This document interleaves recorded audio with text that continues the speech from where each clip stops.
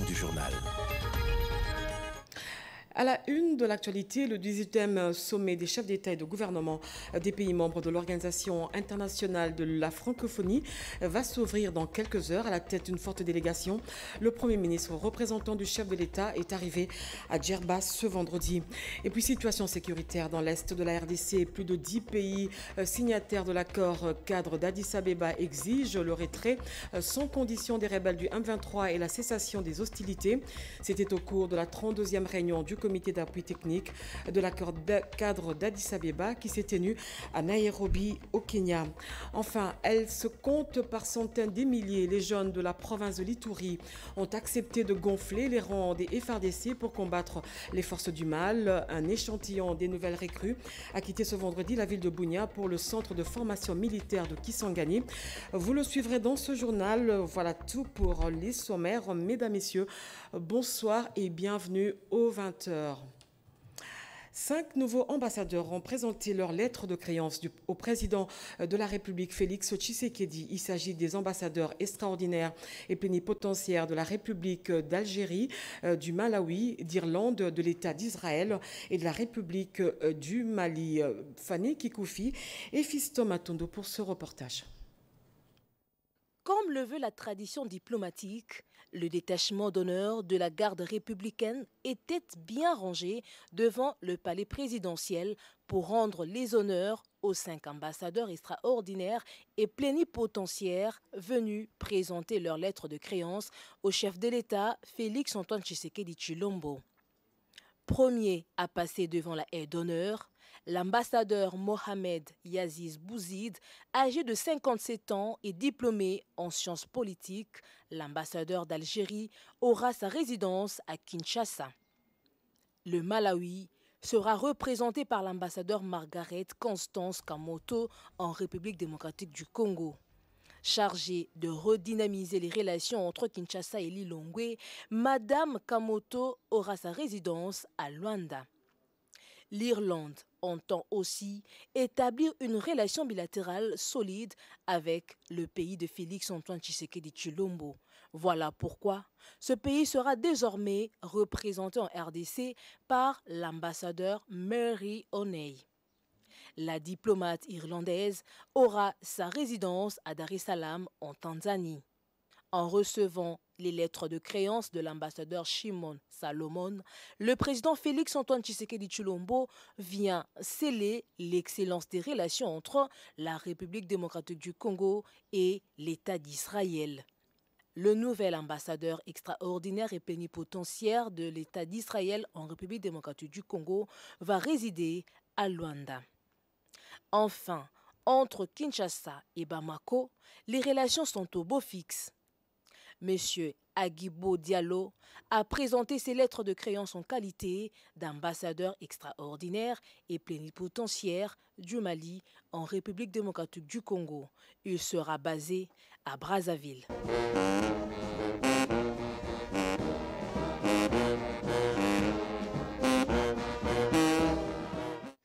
Après la première vague de plus de 300 jeunes, une centaine des jeunes se sont enrôlés dans l'armée pour la sauvegarde de l'intégrité territoriale. Ces derniers ont répondu à l'appel du président de la République. Ce vendredi, ils ont plutôt quitté la ville de Bunia pour le centre de formation militaire de la ville de Kisangani. Oscar Mbalkaïch pour le reportage.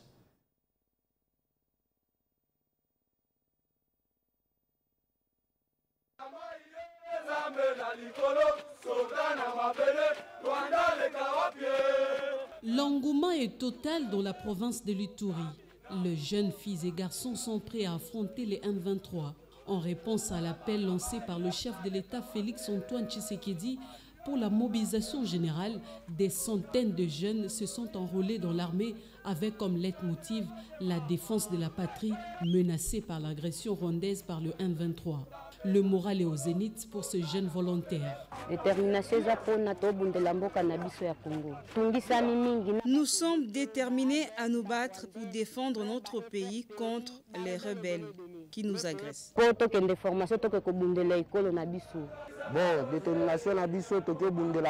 Je demande aux autres compatriotes de nous rejoindre pour combattre les agresseurs.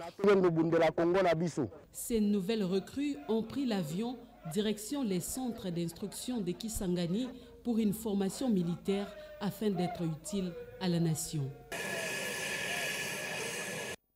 Yanos Sikouri, ministre de l'Inclusion économique, de la petite entreprise, de l'emploi et des compétences du Royaume du Maroc et émissaire de Sa Majesté Mohamed VI, roi du Maroc, et porteur d'un message au président Tshisekedi. Selon ces derniers, cette rencontre est une occasion pour renforcer les relations bilatérales. Des propos recueillis par Fanny Kikoufi. Je suis très honoré que Monsieur le Président nous ait accordé cette audience en tant que émissaire de Sa Majesté Mohamed VI, que Dieu l'assiste, roi du Maroc, pour délivrer un message personnel à son Excellence. Et naturellement, la rencontre a été l'occasion de revenir sur l'excellence des relations entre nos deux pays, qui n'a d'égal que l'excellence et la fraternité entre Sa Majesté le Roi et Monsieur le Président. Et naturellement, le Maroc, comme d'habitude, est un pays ami, frère à votre pays. Et nous sommes effectivement là aujourd'hui avec ce niveau de représentation pour témoigner à Monsieur le Président de toute l'affection de Sa Majesté, du peuple marocain et du gouvernement marocain. Le Royaume du Maroc est un pays qui est ami à la République démocratique du Congo. Les principes de souveraineté et d'intégrité territoriale sont des principes qui font partie des constances du Royaume du Maroc. Et je pense que c'est un message qui est très clair. Nous avons toujours été aux côtés de la République démocratique du Congo et notre position est toujours la même.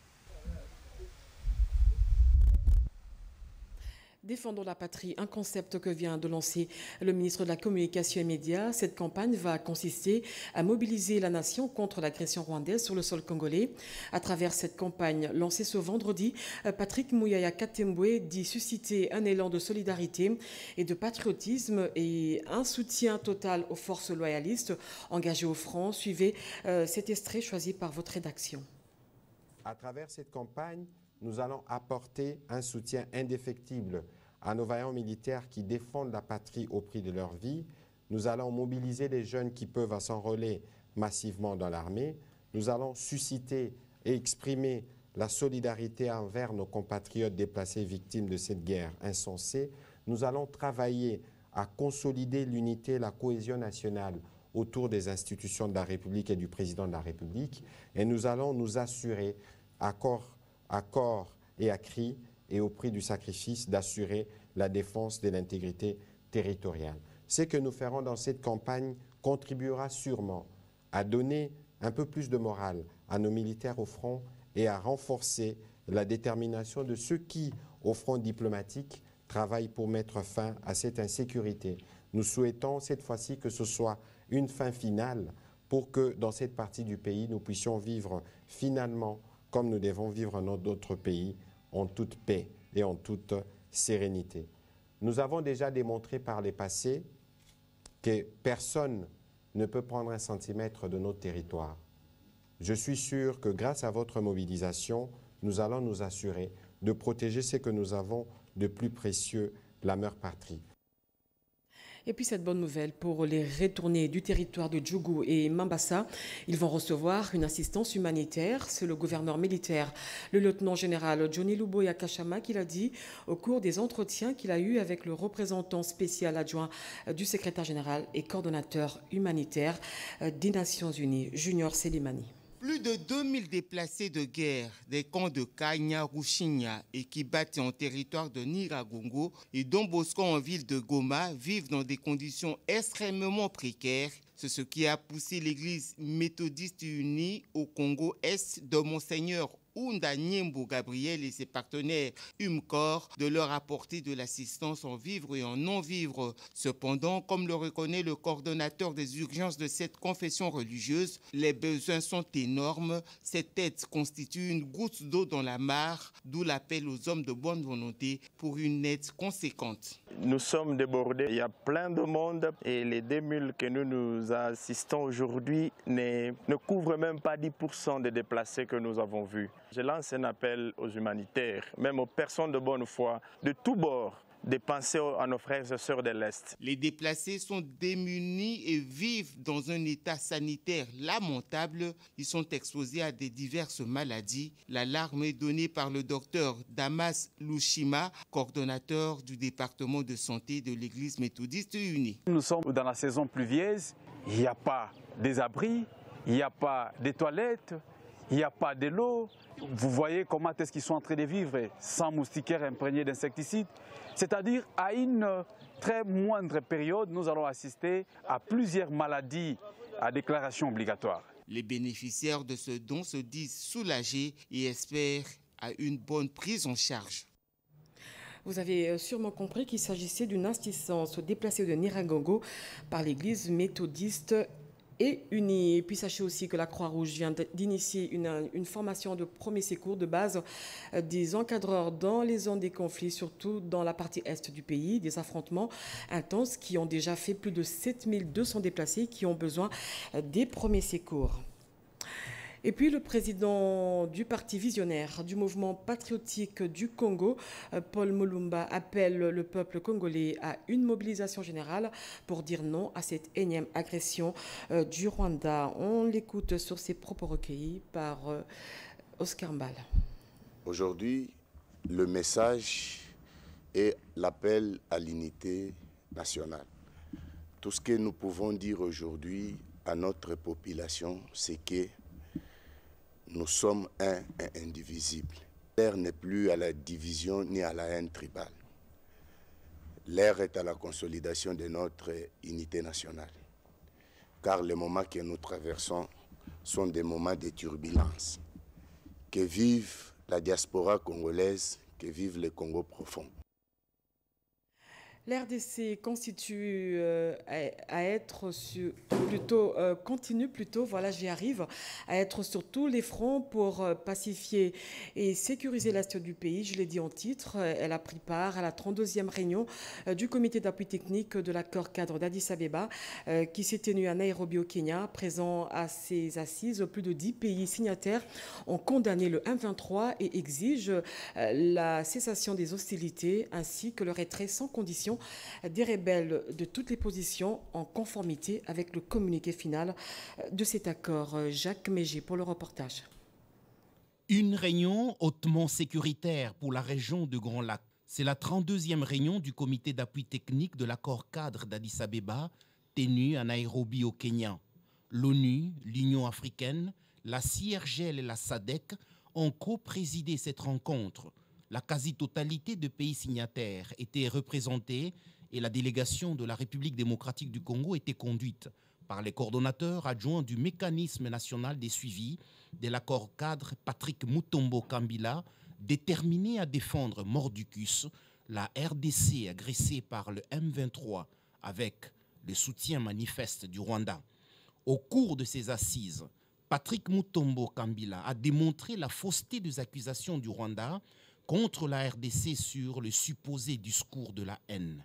Preuve à l'appui, le coordonnateur adjoint du mécanisme national des suivis a démontré les efforts entrepris par le président de la République, Félix-Antoine Tshisekedi Tshilombo, et l'ensemble du gouvernement congolais pour lutter contre le discours de haine, d'incitation à la discrimination et à la violence dans la région en général, et la RDC en particulier, pays connu pour son hospitalité légendaire et qui regorge une redoutable mosaïque des cultures. Les deux processus, celui de Luanda et celui de Nairobi, ont constitué les discussions de tout à l'heure.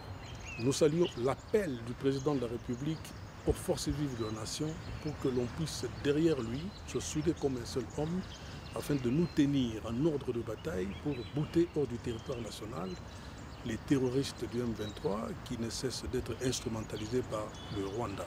Après son exposé enrichi en arguments solides et soutenu par des preuves tangibles, Patrick Mutombo Kambila a su obtenir de tous les participants la condamnation de M23 qui sème la terreur et verse le sang des innocents dans l'est de la RDC. Ces terroristes ont été sommés de mettre fin aux hostilités et de se retirer sans condition de toutes les positions en conformité avec le communiqué de Nairobi. Vous suivrez l'intégralité de ces assises juste après ce journal en page magazine. Et puis le parti Avenir du Congo soutient les FARDC, le président de la République et commandant suprême de l'armée et de la police. Ces militants, conduits par leur autorité morale, Dani Banza, ont exprimé leur colère face à cette agression rwandaise. Ils ont également soutenu aussi les forces armées de la République. Regardez. Pour la cause de la nation, l'avenir du Congo ne peut être en reste. Le parti politique cher à l'ambassadeur Dani Banza Maloba a répondu présent à l'appel à la mobilisation générale lancée par les autorités provinciales du Haut-Katanga à une marche de soutien au FARDC et au chef de l'État Félix-Antoine Tshisekedi face à la guerre d'agression rwandaise sous couvert du M23 contre le territoire national. Les militants de la cause se sont joints à la société civile, à d'autres formations politiques et au milieu des Hauts-Katangais au cours de cette marche partie du siège de l'Assemblée provinciale pour chuter par la grande place de la Poste. Introduit par le gouverneur Jacques Aboulakatoué, l'ambassadeur Dani Banza Maloba a dit aux nombreux Louchois réunis sur place que la guerre du Rwanda contre la RDC résulte de sa convoitise des ressources naturelles dont regorge le pays de Félix-Antoine Tshisekedi Tshilombo.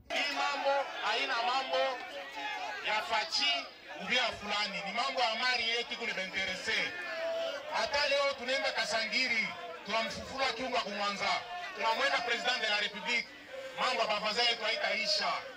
Hata tunaenda tunabeba mkuu wangu Moise Katumbi, tunamwenda president de la republique, mambo ya Rwanda haitaisha. Mambo ya Rwanda ni mambo ya mali yetu. Ifo tukalamuke. Atoni kuchika kwa batumo haina vile.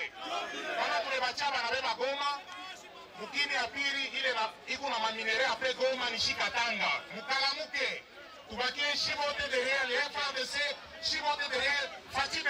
Pas question donc pour le Congo démocratique de céder un seul centimètre de son territoire à qui que ce soit. La marche de ce jour est une preuve de plus que le Haut-Katanga en général et le parti Yako en particulier, bien implanté dans la province qu'il préfère, reste rangé derrière les FARDC et leur commandant suprême, Félix-Antoine Tshisekedi Tshilombo. Le Centre d'expertise, d'évaluation et de certification des minerais de la province du Haut-Katanga a aussi participé à cette marche. Marie Kalong nous fait le point.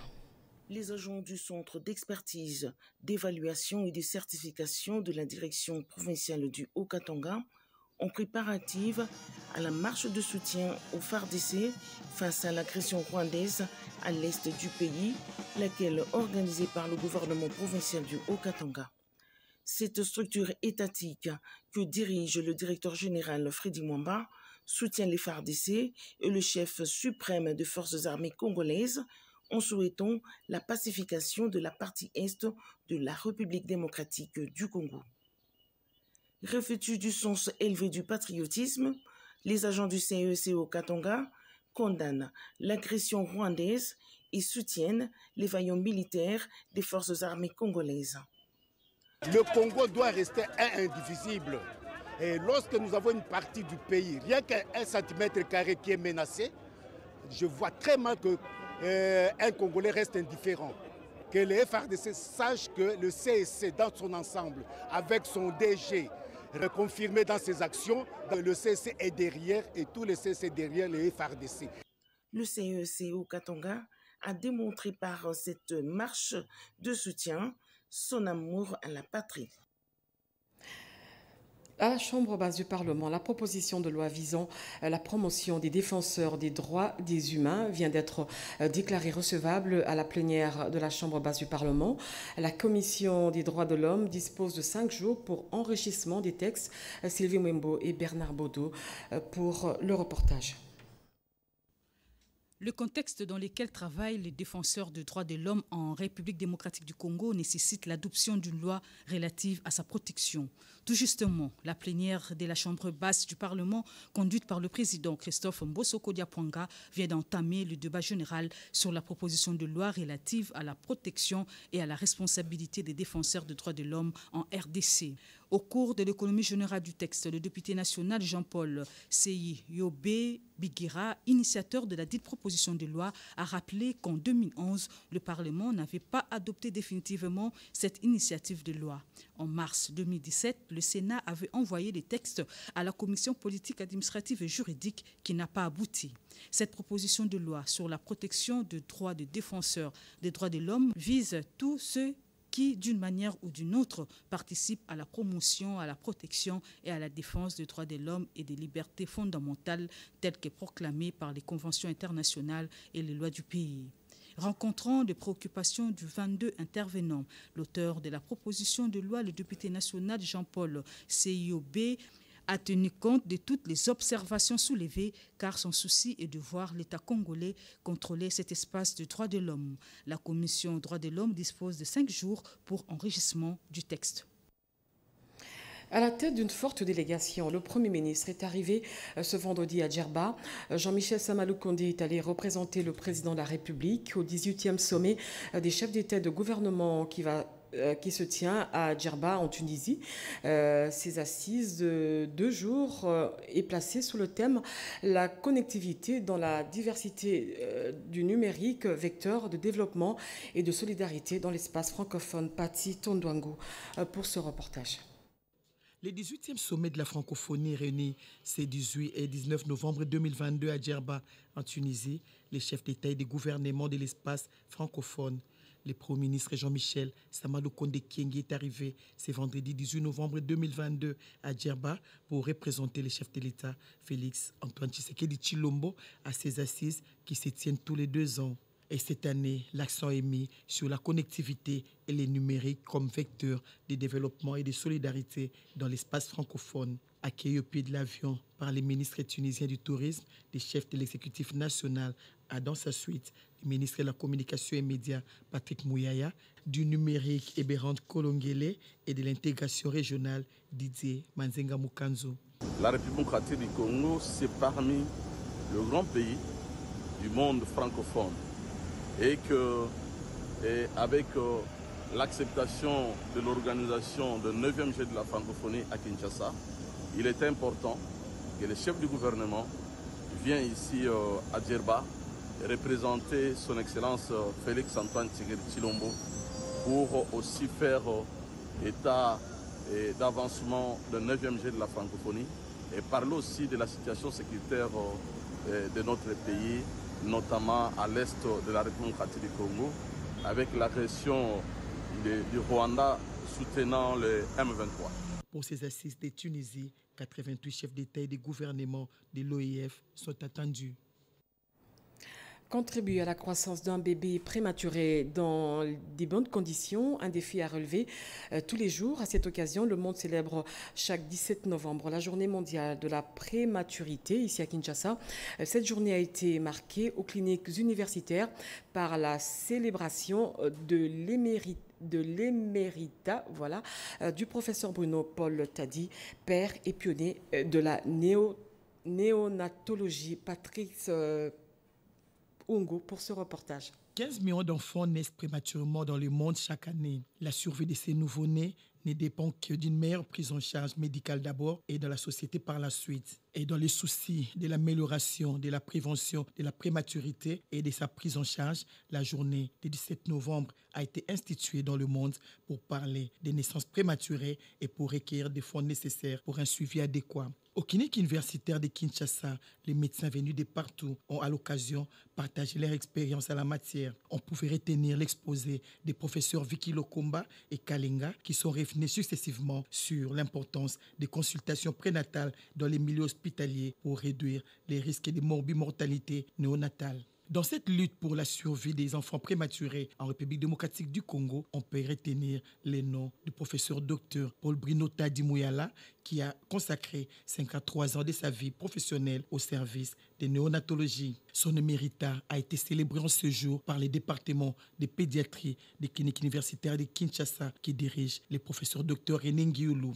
Que des hommages et témoignages pour ce grand esprit qui a marqué le monde médical et les parents par sa compétence et son dévouement, qui l'oblige même à sacrifier les dimanches, jour de repos pour le bien-être des prématurés. C'est une grande émotion que j'ai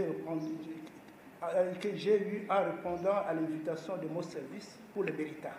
Cette cérémonie est pour moi un symbole fort et traduit l'attachement indélébile au service et au département de pédiatrie. Des jumeaux prématurés sauvés in extremis par ces professeurs émérites qui fêtent ce 17 novembre 2022 leur 10e anniversaire étaient présents pour remercier celui qui leur a donné la chance de vivre. Le professeur docteur Thérèse Bisselele, chef du département de néonatologie des cliniques universitaires de Kinshasa, a donné l'essence de cette journée. Le monde entier est concerné par la prématurité. Chaque année, il y a environ 1 million de nouveau-nés prématurés qui meurent des complications liées à la prématurité. C'est ainsi que le monde s'organise pour célébrer cette journée.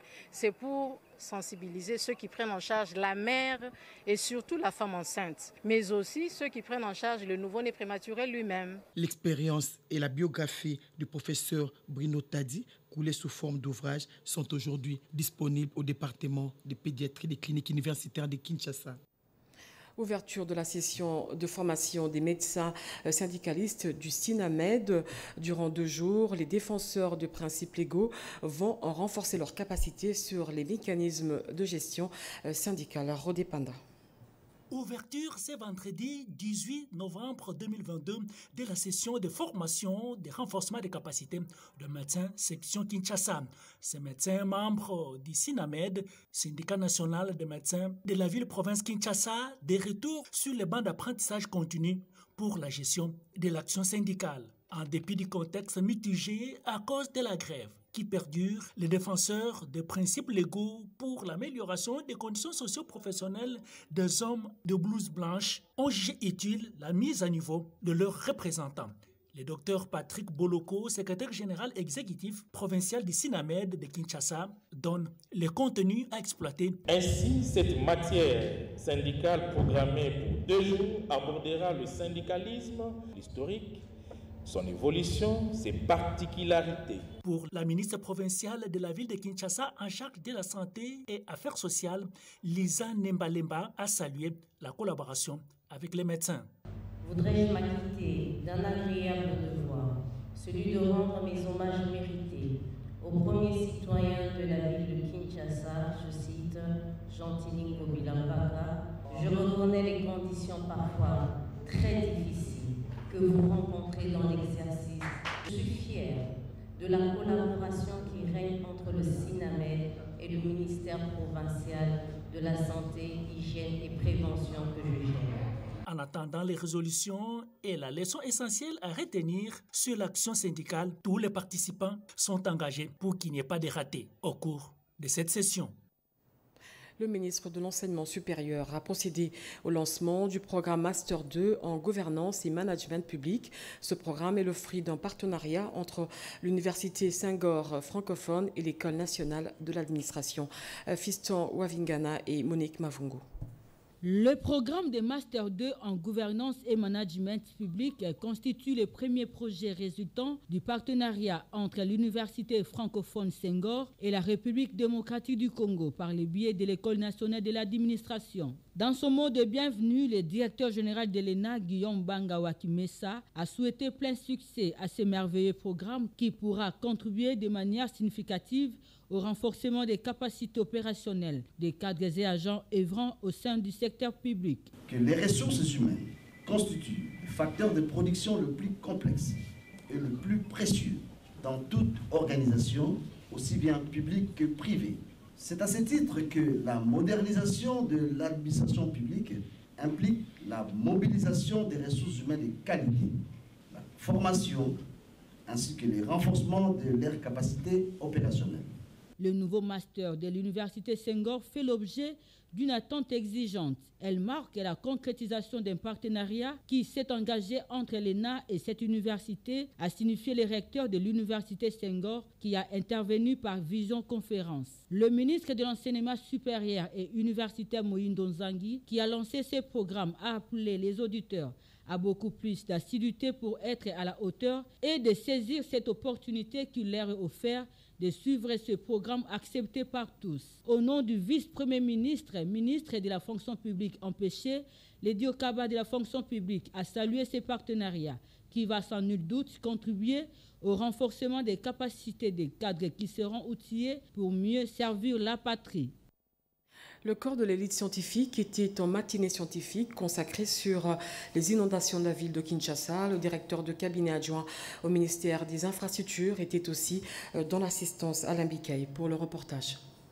La problématique des inondations en République démocratique du Congo et particulièrement dans la ville de Kinshasa a été scrutée au cours de cette matinée scientifique dénommée Science au service du peuple. Les corps de l'élite scientifique de l'IDPS a tenu à s'imprégner de cette situation qui engloutit des millions de dollars du gouvernement investis dans les infrastructures. Selon l'orateur du jour Toby Kayumbi, d'Irkaba au ministère des Infrastructures et cadre de l'IDPS, ces inondations sont souvent occasionnées par l'effet naturel et les activités de l'être humain, c'est-à-dire les constructions anarchiques, la gestion des ordures, l'occupation des emprises des routes et des rivières. Pour contenir cette situation, Toby Kayumbi Kongolo propose le civisme citoyen. Notre conscience doit nous interpeller de se comporter en bons citoyens. Nous ne pouvons pas faire des caniveaux, des égouts, des collecteurs, un endroit où nous allons pour jeter nos déchets. Les coordonnateurs adjoints des corps de l'élite scientifique de l'IDPS, professeur Élisée Mbouyamba, est revenu sur l'importance de ces assises. La notion du civisme. Donc parce que nous-mêmes, la population congolaise, et spécialement ici de Kinshasa, sont parfois à l'origine de ces inondations. Concernant la situation qui prévaut au sein de leur parti, Élisée Mbouyamba signe et persiste que le secrétaire général Augustin Kabouya est le seul qui gère au quotidien les partis d'Etienne Tshisekedi Moulumba jusqu'à la preuve du contraire. Un invité dans ce journal, Marc Hofmeister. Il est commissaire général de les Rencontres Africa. Il vient nous parler de la conférence économique qui va se tenir ici à Kinshasa, placée sous le haut patronage du président de la République. Pour la première fois, et je suis très fier qu'on vienne ici en République démocratique du Congo, ça sera la première fois qu'il y a une délégation aussi importante d'entreprises françaises qui se déplacent, puisqu'on sera en gros une centaine d'entreprises étrangères qui seront là et un peu plus d'une cinquantaine d'entreprises françaises, ce qui est quand même assez remarquable. Voilà, la manifestation a été placée sous le haut patronage du président Félix-Antoine Tshisekedi. Je remercie de ce soutien qui montre aussi l'importance que peut avoir la manifestation. Et l'idée est d'avoir le 22 novembre beaucoup de colloques et de conférences au plus haut niveau, en présence du Premier ministre, en présence de nombreux ministres ici de la République démocratique du Congo, mais aussi d'entreprises étrangères qui vont pouvoir aussi témoigner et échanger sur un certain nombre de sujets qui sont le financement, parce qu'on essaye de s'attaquer à des problématiques qui sont importantes entre les entreprises françaises et les entreprises congolaises. Le financement en fait partie, mais aussi des conférences sectorielles sur l'agriculture, l'agroalimentaire, sur l'eau et l'énergie. L'accès à l'énergie est quand même un point très important. On a beaucoup d'entreprises dans la délégation qui ont des solutions sur le domaine énergétique, de l'eau et aussi de la logistique et du transport, qui est un des points sur lesquels je pense qu'on peut travailler ensemble à des nouvelles solutions. Alors, elle se tiendra le 22, 23 et 24 novembre prochain à l'hôtel Pullman à Kinshasa, sur lequel on aura donc le 22 les conférences et le 23-24 les rendez-vous d'affaires, puisqu'on organise des rendez-vous d'affaires. Et il y aura une espèce sur le chapiteau de l'hôtel Pullman, il y aura des stands, il y aura des tables de rendez-vous et sur lesquelles les gens pourront se rencontrer. L'idée est de dire que la bonne taille pour avoir des partenaires aux entreprises du Congo RDC, c'est des PME, PMI françaises innovantes. L'idée, c'est créer de la valeur. Et les entreprises qui viennent, je vous promets, venez les voir, venez les rencontrer, sont vraiment des entreprises qui ont des modèles différents et qui peuvent apporter de la valeur. Journée africaine des administrateurs à Abidjan, en Côte d'Ivoire. La RDC a été représentée par le président du conseil d'administration des lignes maritimes congolaises, Lambert Mende, a lancé un appel aux jeunes Africains à une prise de conscience. Cédric Kenina pour le reportage. Les conseils d'administration face à la gestion de la crise, mission, responsabilité et bonnes pratiques. C'est autour de ces thèmes que les présidents des conseils d'administration et administrateurs des entreprises de l'Afrique francophone ont réfléchi à Abidjan en terre ivoirienne dans le cadre de la première édition des Journées africaines de l'administrateur initiée par l'Institut national des administrateurs des Côtes d'Ivoire. Présent à ces assises, le président du conseil d'administration des lignes maritimes congolaises, Lambert Mende Malanga, en complément des interventions des panélistes, notamment l'ancien chef de la diplomatie sénégalaise, Cheikh Tidiane Kadio, actuel vice-président de l'Assemblée nationale du Sénégal, qui a brossé les tableaux actuels des crises et tensions dans le monde, prenant l'exemple de la République démocratique du Congo. Et Lambert Mende est revenu là-dessus pour appeler l'Afrique, notamment la jeunesse, à la prise de conscience. Sur un plateau des télés locales, Lambert Mende Malanga, avec son verbe habituel et l'art de la petite phrase, charge le Rwanda. Sur terrain, nous voyons bien l'armée rwandaise.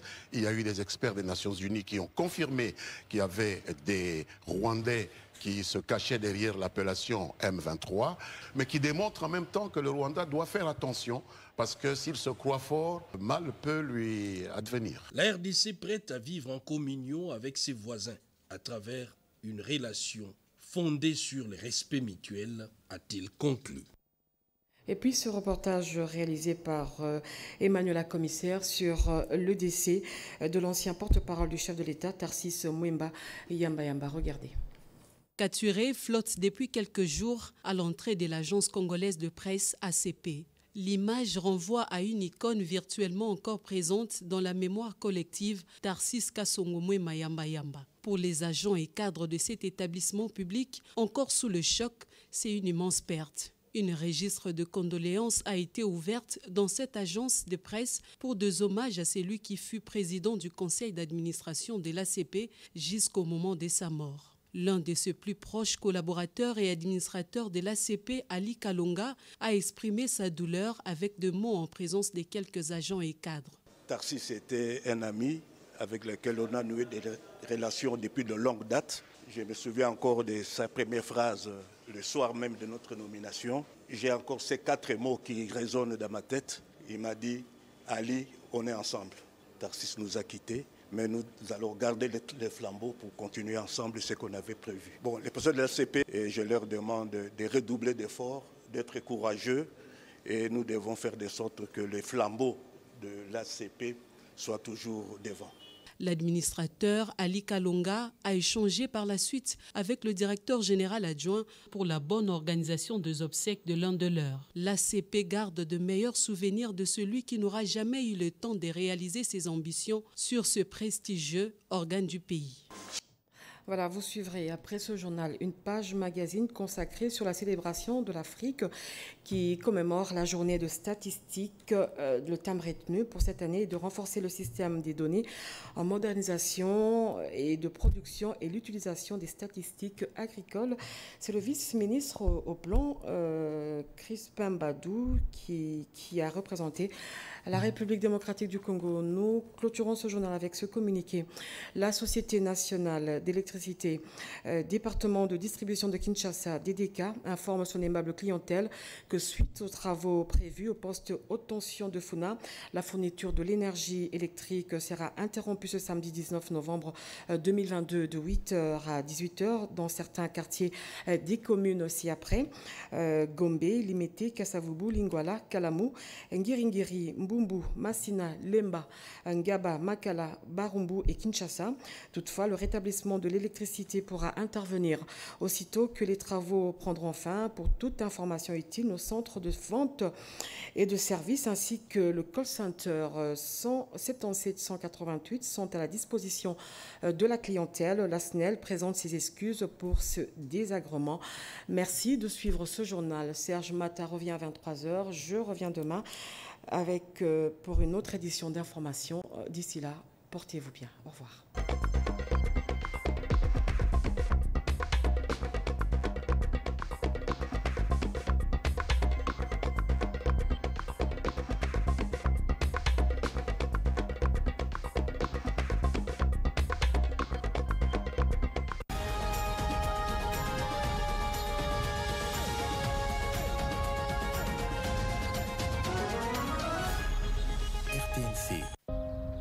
Nous devons ensemble avoir conscience que nul autre que nous-mêmes ne viendra sauver notre nation et que cela exige de chacun de nous une mobilisation tous azimuts.